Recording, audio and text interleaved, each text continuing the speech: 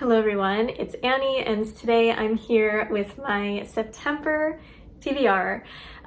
So again, this is going to be a little bit of a shorter TBR because I am extremely busy. I have two newest jobs and I'm still in grad school and I don't have time to do anything. So first, I'm wanting to continue my theme of reading some horror books because I've really gotten into that, which is an interesting trend that's going on with me. But anyway, you know, September is getting closer to spooky season, so I'm going to continue reading some horror books, hopefully. But first, I want to talk about the books that I have on Netgalley. They're both coming out in October, but I want to read them in September so I can get my review out. So first, we have a middle grade, which is Marikit and the Ocean of Stars. This is a middle grade debut inspired by Filipino folklore about a 10-year-old girl who is used to wearing recycled clothes. Her mother is the best seamstress in town and has become an expert at making do ever since Marikit's father and brother were lost at sea. But for her 10th birthday, all Marikit wants is something new, like a new dress. So when her mother gifts her a patchwork dress stitched together with leftover scraps from her workshop, Marikit gets mad and vows to never wear it. That is until the eve of her birthday, when shadow creatures creep into their home, attempt to take Marikit away, and upend the very life she knew. When she's swept away from the human world, Marikit discovers that her dress is actually a map, one lovingly crafted to lead her to safety in the magical lands of the Encantos. This sounds so magical. I am really excited to read a Filipino folklore-inspired middle grade, and this cover just captured my heart. It's just so beautiful. I love the colors. I love everything about it. So I am super excited that I got an arc of this. The next arc I have is Strike the Zither by Joan He, which I am so excited about. One of my most anticipated releases of the year because if you know me, I loved The Ones We're Meant to Find.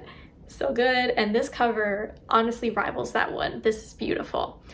So the year is 414 of the Shin dynasty and chaos abounds. A puppet empress is on the throne. The realm has fractured into 3 factions and 3 warlordesses hoping to claim the continent for themselves. But Zephyr knows it's no contest. Orphaned at a young age, Zephyr took control of her fate by becoming the best strategist of the land and serving under Shin Ren, a warlordess whose loyalty to the Empress is double-edged. While Ren's honor draws Zephyr to her cause, it also jeopardizes their survival in a war where one must betray or be betrayed. When Zephyr is forced to infiltrate an enemy camp to keep Ren's followers from being slaughtered, she encounters the enigmatic Crow, an opposing strategist who is finally her match. But there are more enemies than one, and not all of them are human. This just sounds so amazing. Historical Chinese fantasy, say no more. Okay, so now for the Found in Translation Book Club pick, we are going to read The House of the Spirits by Isabel Allende.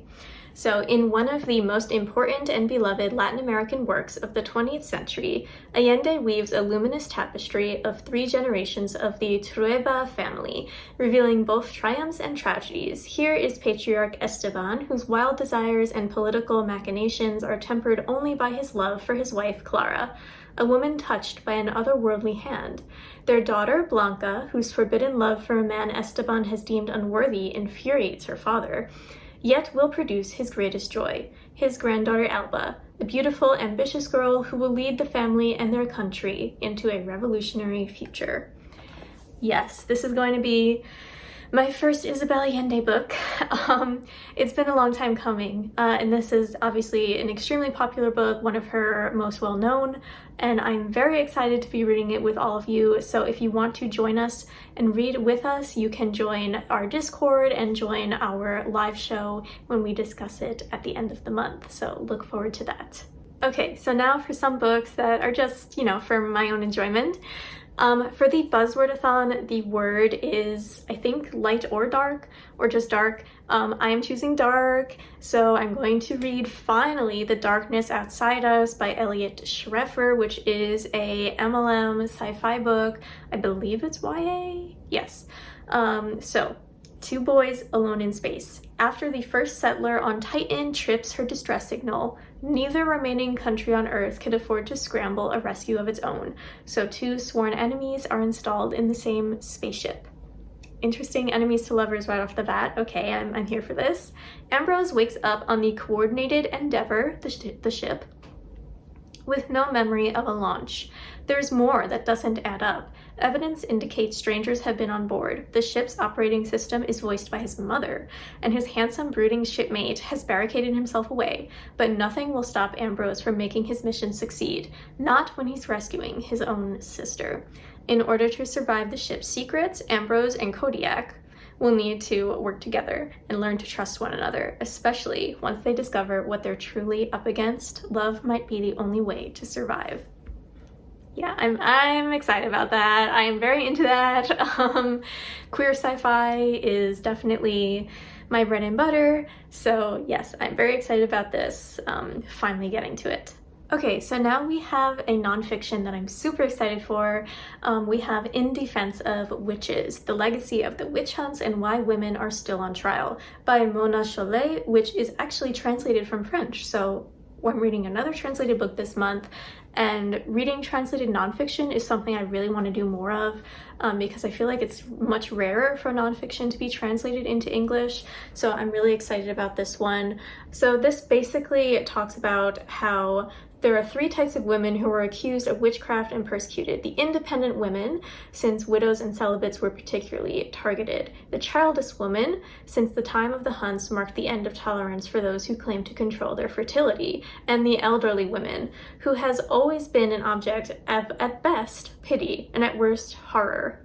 Examining modern society, Chollet concludes that these women continue to be harassed and oppressed. Rather than being a brief moment in history, the persecution of witches is an example of society's seemingly eternal misogyny, while women today are direct heirs of those who were hunted down and killed for their thoughts and actions. Yeah, this seems like it's right up my alley. I just love everything about this, and I can't wait to read it. Okay, so last three are all dark horror fiction. First, of course, is Babel, or The Necessity of Violence, An Arcane History of the Oxford Translators' Revolution by R.F. Kuang, which is her newest release, A Dark Academia, a behemoth of a book, and a book that I am still on hold for. I literally requested it from my library the day it was released, and there's a 5-week wait. So hopefully people read it fast and it's not actually 5 weeks so I can get to it this month. That would be super nice. But this is about a boy who was orphaned by cholera in Canton, and this is taking place in 1828. And he is brought to London by a mysterious benefactor, Professor Lovell. He trains in all these ancient languages and then enrolls in Oxford University's prestigious Royal Institute of Translation. This is the world's center of translation and, more importantly, of silverworking, the art of manifesting the meaning lost in translation through enchanted silver bars to magical effect. This silverworking has made the British Empire unparalleled in power, and Babel's research in foreign languages serves the Empire's quest to colonize everything it encounters. So Robin, the main character, is very conflicted about this because he loves languages and he loves what he's studying, and getting into this prestigious university has been a dream for him, but he realizes that, you know, he's kind of working to aid imperial expansion, and he must decide, can powerful institutions be changed from within, or does revolution always require violence? What is he willing to sacrifice to bring Babel down and help his motherland? So I am just very much here for this. Like, it just hits every point that I want to read about. I study translation quite extensively, so I am very much aware of the political and socio-political meanings that come with translations, and I'm just so excited for this and to read about R.F. Kuang's take on it. I just really hope that I can get a copy this month. Okay, another very exciting release is What Moves the Dead by T. Kingfisher. This is a novella. Also a 4-week wait from my library. Yeah, even though I work there, I still can't get it. So this is, you know, a very famous author. This is actually going to be the first book I read by T. Kingfisher. This is about Alex Easton, a retired soldier who receives word that their childhood friend Madeline is dying, and they race to the ancestral home of the Ushers in the remote countryside of Ruritania. What they find there is a nightmare of fungal growths and possessed wildlife surrounding a dark, pulsing lake. That sounds exciting and dark and perfect. Madeline sleepwalks and speaks in strange voices at night, and her brother Roderick is consumed with a mysterious malady of the nerves. Aided by a British mycologist and a baffled American doctor, Alex must unravel the secret of the House of Usher before it consumes them all. So, two things about this. First, we have a non-binary protagonist, which is just beautiful, amazing. I need more, give me more. And then this is also a atmospheric retelling of Edgar Allan Poe's classic, The Fall of the House of Usher. Poe retelling with non-binary protagonist. Mushrooms? Yes, please. I'm here for this. Okay, so last one is These Fleeting Shadows by Kate Ellis Marshall, which is The Haunting of Hill House meets Knives Out, which is kind of what made me want to read this. It's also sapphic. Yes, so I'm very excited about this. So, Helen Vaughn doesn't know why she and her mother left their ancestral home at Harrowstone Hall, called Harrow, or why they haven't spoken to their extended family since. So when her grandfather dies, she's shocked to learn that he has left everything to her. The inheritance comes with one condition. She must stay on the grounds of Harrow for 1 full year, or she'll be left with nothing. There's more at stake than money. For as long as she can remember, Harrow has haunted Helen's dreams, and now those dreams have become a waking nightmare. Helen knows that if she is going to survive the year, she must uncover the secrets of Harrow. Why is the house built like a labyrinth? What is digging the holes that appear in the woods each night?